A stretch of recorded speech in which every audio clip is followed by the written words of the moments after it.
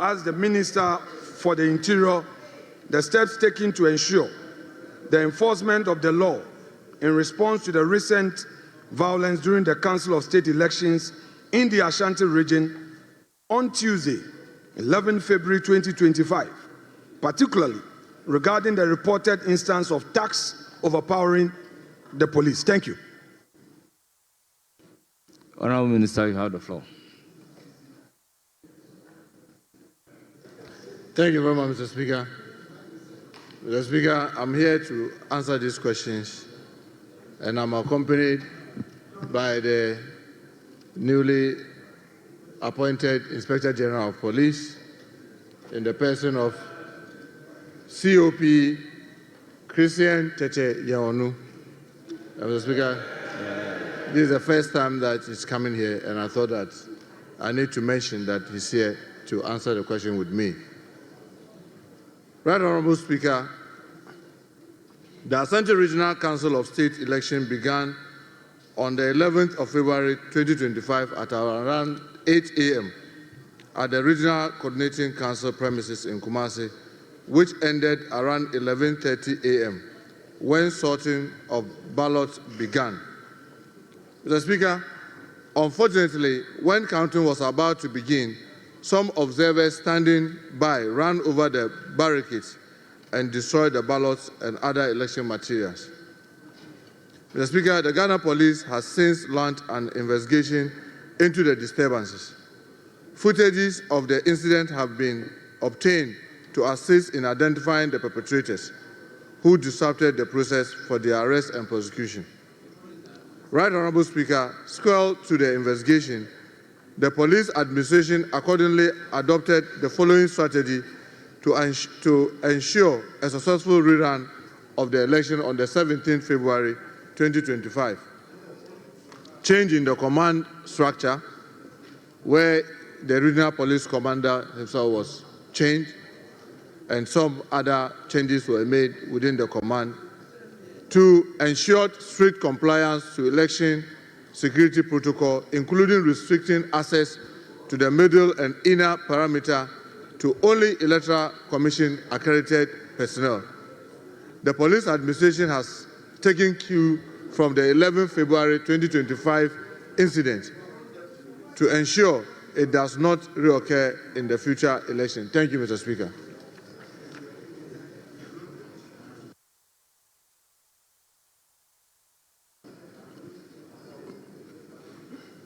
Thank you very much. Any supplementary? Rightly so, Mr. Speaker. Mr. Speaker, the Minister in his answer took the opportunity to introduce the new IGP. I want to congratulate him on his appointment. Suffice to state that in the statement from the Minister responsible for government communications, he told the country that the new IGP has spent 40 years in the service, 40 years as a police officer. So at the right time, we would calculate whether he entered at a 20, 19, or 18, his age and all. But he says, he stated publicly that the new IGP has spent 40 years in the service. That is just by the way. Honourable Minority Leader, you have to ask a supplementary question. Mr. Speaker, I am congratulating him because this is the first time he's introducing him. And then he talked about 40 years in the service. So I'm only doing the mathematics. Whether the IGP is going to retire very soon or what. But, Mr. Speaker, that's beside the point. I want to ask the Minister, when should we expect this investigation to be completed, and when would the report be submitted for us to know? Because this is a serious matter of national importance. Tax overpowering police, and it's a good effort that you are investigating. But the question is, when are we expecting the investigation to be completed and the report be submitted?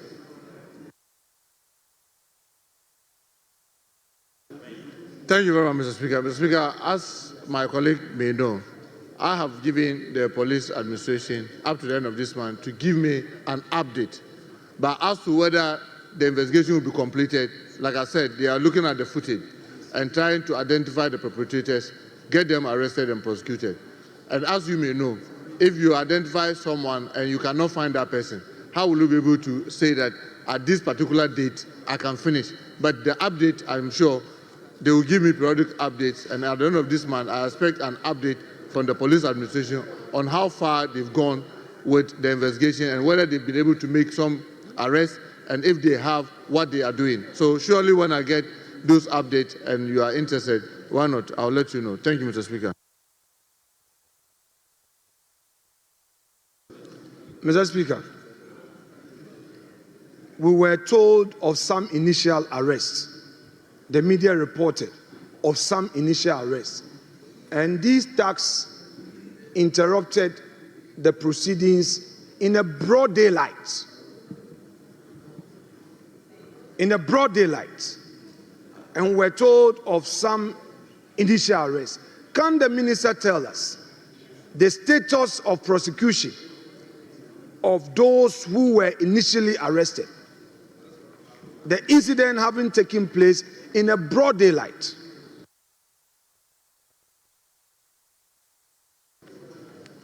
Mr. Speaker, thank you, Mr. Speaker. Mr. Speaker, the leader is telling me, the minority leader is telling me there was some arrest.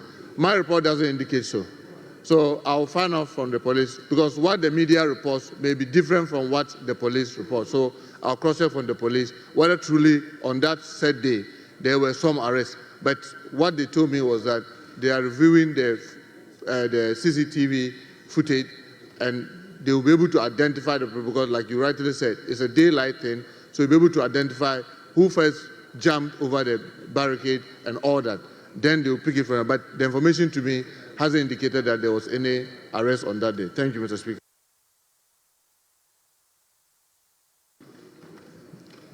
Mr. Speaker, the respected minister who also once served in leadership of this House is telling us that those thugs are being pursued. May I know from him whether he's committed into telling this House that should these thugs be found to be partisan activists, he will still pursue them irrespective.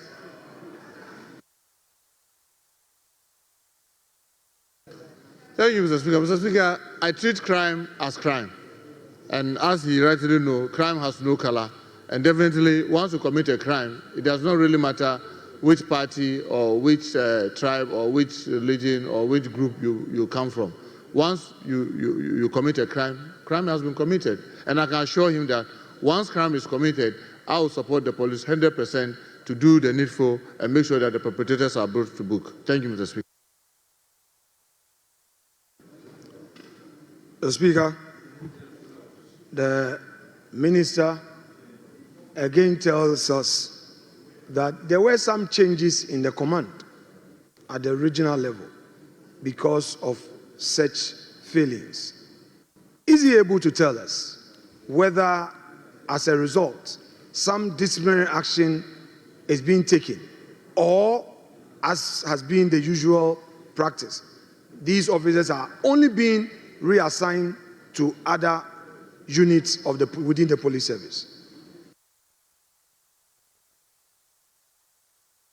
Thank you, Mr. Speaker. Mr. Speaker, all the information the police gave me was that the command had to be changed because of the security breach. I want to find out from them whether what happened, the command structure that they are saying had been changed, requires that those officers that have been changed be punished. Because remember, they also have regulations that guide what they do and what constitutes a crime, what can institute a punishment or an inquiry on an officer. So I'll find out from them. But the information to me is that the command structure was changed to enable them have a different strategy for the re-election, which happened and it was very successful. Thank you, Mr. Speaker. Mr. Speaker, finally on this matter, can the minister assure us that with the change in the command structure, the people of the Ashanti region should be assured of their peace.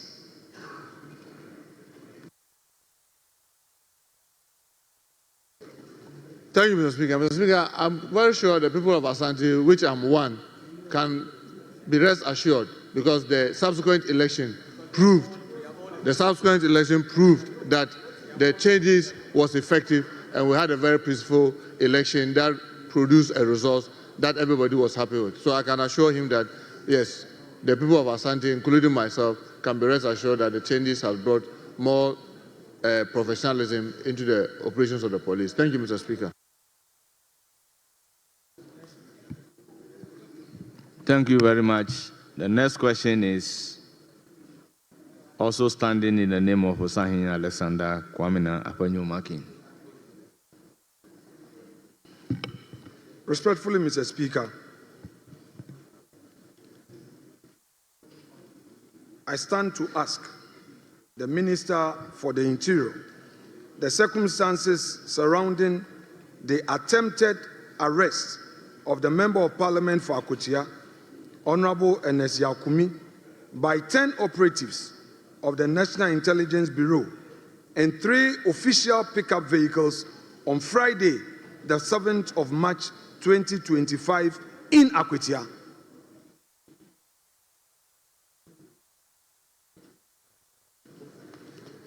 Thank you very much, Mr. Speaker. Mr. Speaker, the Koforidua High Court on 19 February 2025 issued a bench warrant for the arrest of Ernest Yakumi, Member of Parliament for Akotia constituency. The warrant was served on the National Intelligence Bureau, NIB's Eastern Regional Office through the National Security Coordinator. Right Honorable Speaker, the circumstances surrounding the attempted arrest of the Member of Parliament by the officers of the NIB was therefore to carry out the orders of the High Court per the warrant dated 19 February 2025 for committal for contempt. Thank you, Mr. Speaker.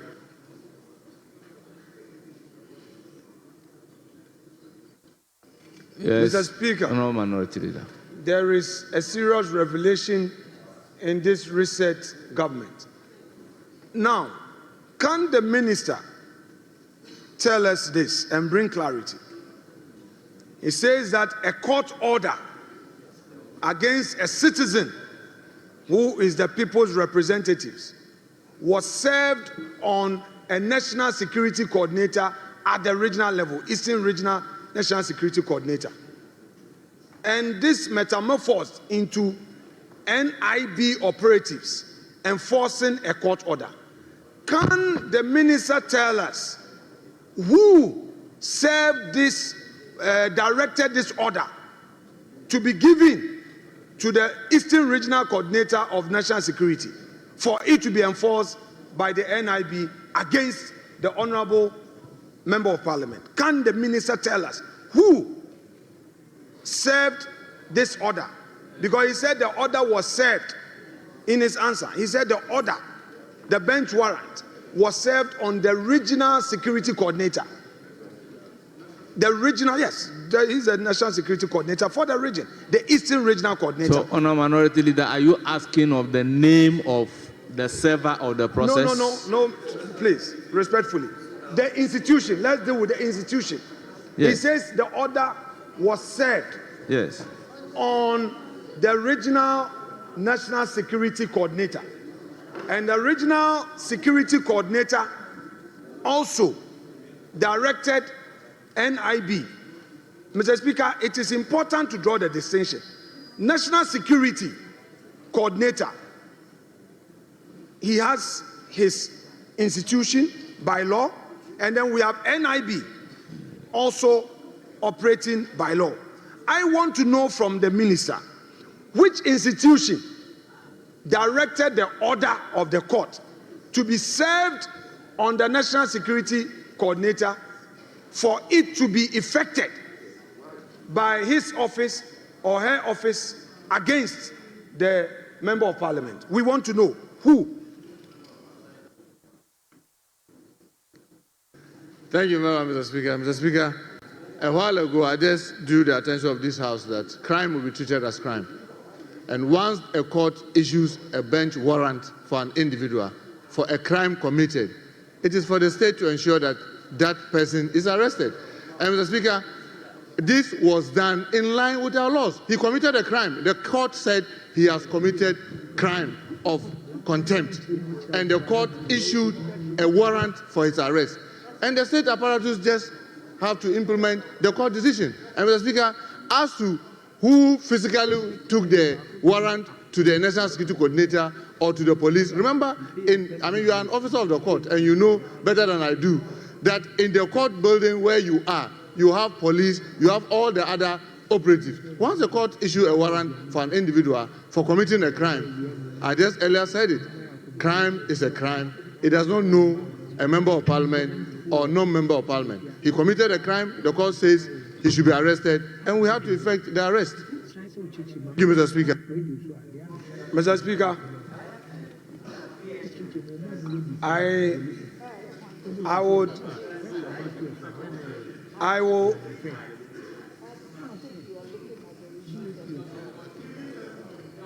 will continue to repeat. We must be careful the president we are serving.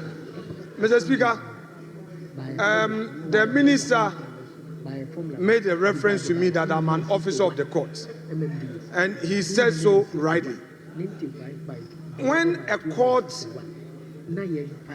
gives an order, when a judge sitting as a judge of equity and justice makes an order, that order is to be drawn. And when the order is drawn, the registrar effects service of the order through a bailiff of a court. Mr. Speaker, there's a matter of law and procedure. And I know that there are well-respected lawyers, not only on this side, but on the other side. The minister is saying that once the court made an order, the NIB, the national security, had a duty to be going around enforcing a court order. My question is very specific. Did the court registrar... Honorable Minority Leader, what was the order? Let's make a distinction between warrant of arrest and a court order. Mr. Speaker, with respect, a warrant of arrest properly drawn by a court must be served, must be enforced. I am asking, did the registrar of the courts serve the order on the National Security Coordinator in the Eastern region? Did the registrar serve the order on the officer in Eastern region? Is that what happened? We want to know.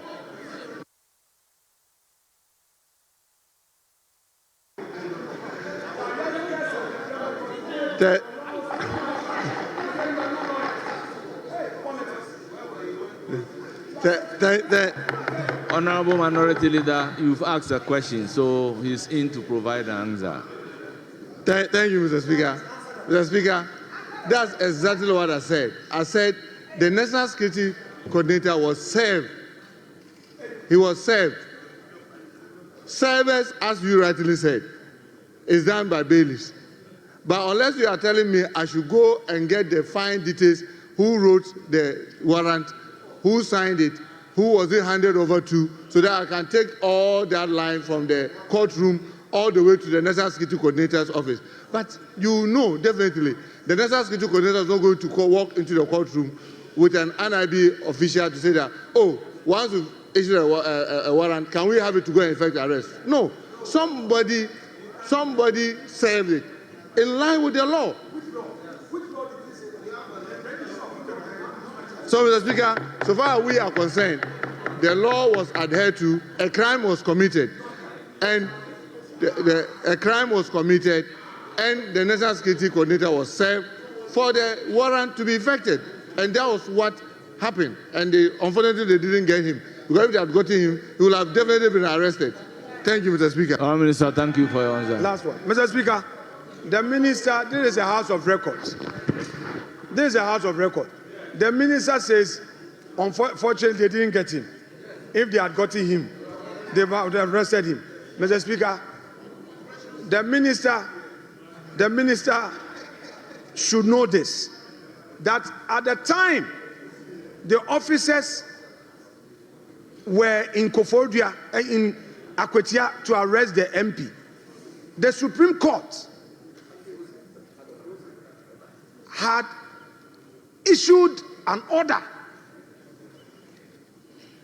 by a 4-1 decision freezing the enforcement of those orders. That is one. Two, Mr. Speaker, at the time that those NIB officers were on rampage, they actually made an attempt and pulled a weapon, and the town folks, through the noise they made on the injustice, they had to run away. Mr. Speaker, the minister should not endorse illegality and unconstitutionality. But I want to ask him whether it is part of the NIB's duties. Honorable Minority Leader, I will recognize the Majority Leader. Mr. Speaker, the Minority Leader, and I said it this morning, I continue to get worried about the manner in which the Minority Leader uses the facilities of this House. The opportunity to ask ministers questions is closely governed by Order 86. The type of questions you can ask. You cannot make or imply a charge of a personal character or which reflects upon character or conduct except of a person in an official or public capacity. You cannot ask questions that contain charges which the member asking the question is not in a position to substantiate. These are all matters that govern questions. You've just made statements about some people wielding guns, attempt to use a gun, and etc. If we ask you to substantiate that now, can you do that? With videos and etc. Can you do that now on the floor? Can you do that? Secondly, you've just made a statement questioning the character and integrity of the minister, asking him not to condone unconstitutionality. Says, this is inappropriate. You've asked questions. He's come to answer the questions, to give you answers. You can ask him further questions. But to make a statement that don't condone unconstitutionality and illegality is totally out of place. And coming from you, the Minority Leader, who is supposed to offer leadership on this side, is quite unfortunate. It's quite unfortunate. Don't use this platform for political gimmicking when it is not necessary. And you've consistently tried to do that. We've accommodated you, and I think that you are overdoing it. Please, ask your questions and let him answer the questions. But don't descend into politicking with the questions. Yes, Honorable Minority Leader, per the rules, you are right. Honorable Minority Leader, ask question. Mr. Speaker, with respect, thank you. He made an intervention. He went beyond the intervention. I have a right to respond to him. It is very rich that the Majority Leader and Leader of this House is not concerned about an illegal attempt to arrest. Honorable Minority Leader. To arrest a member of this House. Honorable Minority Leader, ask question. Honorable Minority Leader, you do not have the authority to determine the legality or other ways of an arrest. So, Honorable Minority Leader, ask question. We cannot determine the legality or other ways of arrest pursuant to a warrant emanating from the court. So, kindly ask question.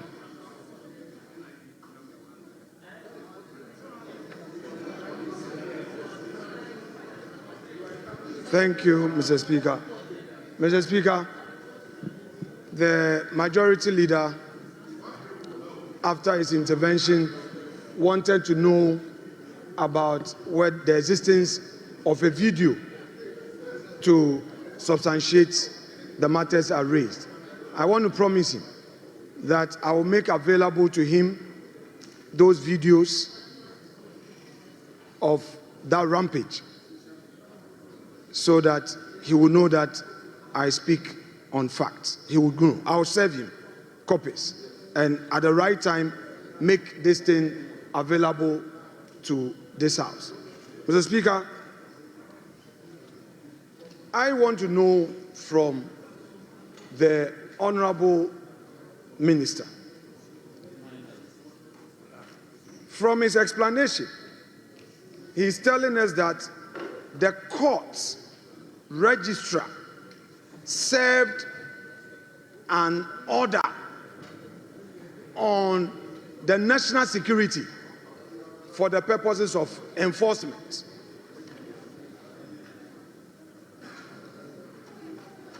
May Honorable I know, Majority Leader.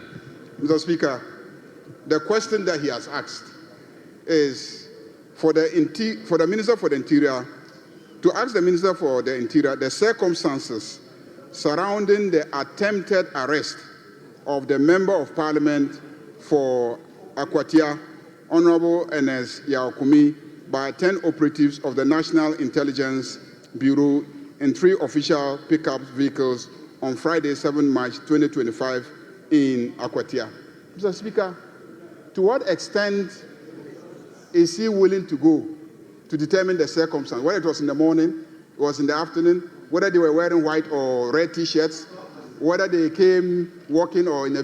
I mean, what kind of details do you require from the minister? The minister has already indicated that there was a court order, and that is not in dispute because it was debated in this very chamber. So everyone knows about the court order. It was widely covered. Media reported it. There's no doubt about that. You even went to the higher courts trying to freeze the enforcement of the court order. So there's no doubt about the existence of a court order. You ask questions about how the law enforcement agencies got to know that a court order exists. So are you suggesting that when a crime is committed by anybody and the matter is reported by journalists, and even in this house, that person comes and wants to make a statement, and we objected to that person making a statement because of the pendency of a court order, and we felt it to be an insult to the judiciary for us to allow that to happen. And we even raised the issue in this house that ordinarily speaking, the law enforcement agents should be going out to arrest that person.